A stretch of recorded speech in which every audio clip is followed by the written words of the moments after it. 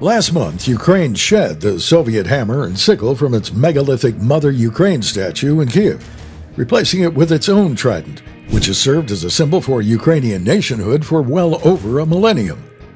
Built in the early 1980s as part of a series of monuments to honor supposed friendship between Moscow and Kyiv, the Mother of Ukraine statue represents the latest effort at decommunization in Ukraine's campaign to eliminate remaining vestiges of Russian and Soviet cultural oppression.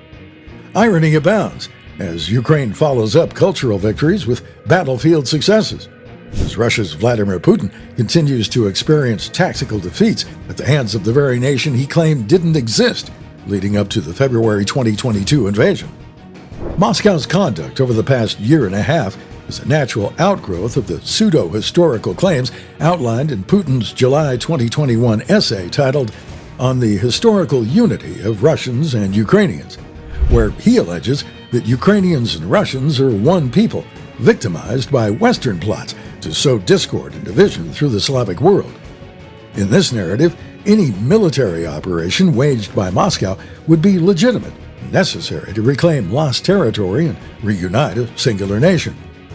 Security and humanitarian issues notwithstanding, this view attempts to subsume any sense of Ukrainian uniqueness under the cloak of Russian cultural hegemony and deny all historical, political, and cultural attributes which characterize Ukrainians as a separate nation.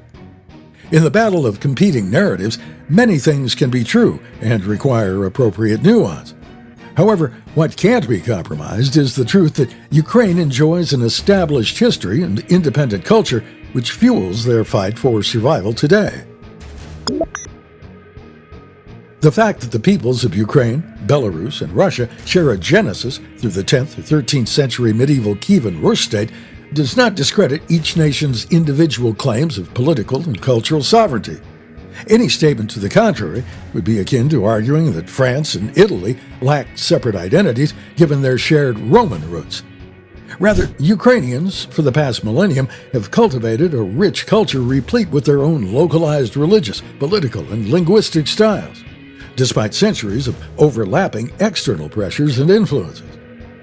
After the fall of Kyiv to the Mongols in 1240, Ukraine's development was tempered in a geopolitical furnace situated between the expansionist empires of Poland-Lithuania in the west and Muscovy in the east. The establishment of the Polish-Lithuanian Commonwealth with the Treaty of Lublin in 1569 partitioned much of modern-day Ukraine between these two eastern and western hegemons, but failed to fully absorb a growing Ukrainian nation capable of bequeathing core cultural and political institutions.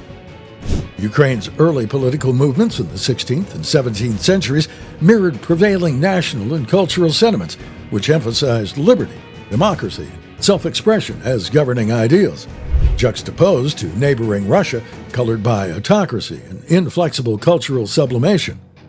Instead of defining their nation along purely ethnic lines or along other similar immutable characteristics, the early Ukrainian nation-state defined itself along aspirational values of rugged individualism combined with a unique polyglot Orthodox tradition. Even Russian artists during the later periods revered these cultural and political attributes, as represented in Russian imperial artist Ilya Repin's painting, Zaporizhian Cossacks writing a mocking letter to the Turkish Sultan, depicting a society of free leaders eschewing the yoke of foreign rule. However, history is an instructor in contingency. Mere decades later, in 1648, Ukrainian Cossacks, led by their hetman Bogdan Khmelnytsky, enlisted the help of the neighboring Moscow Tsardom to overthrow their Polish-Lithuanian overlords in the hope of greater Ukrainian autonomy.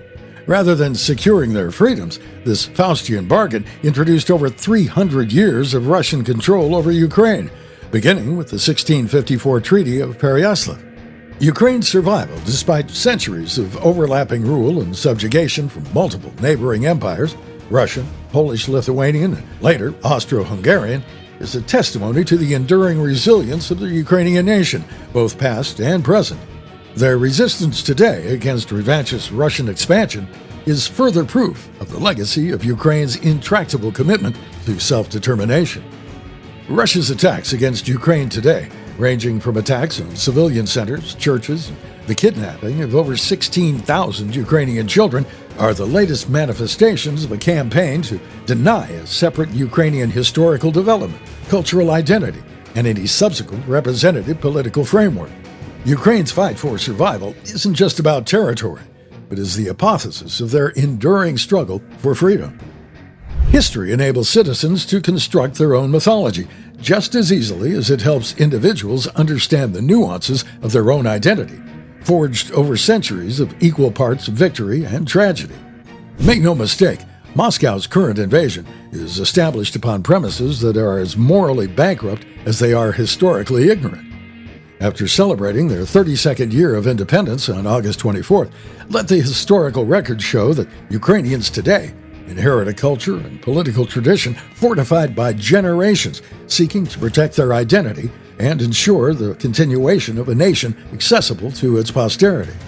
From the Ukrainian diaspora of the medieval era to the pioneering 17th century Cossacks and the courage of the anti-Soviet Ukrainian activism of the Sheshkadeskitniki dissenters of the 1960s, Ukrainians enjoy a multi-layered heritage well-equipped to guide citizens moving forward as they seek to protect a free and independent Ukraine against those seeking to deny them that right. The opinions expressed in this editorial are those of the author and not necessarily those of this presenter.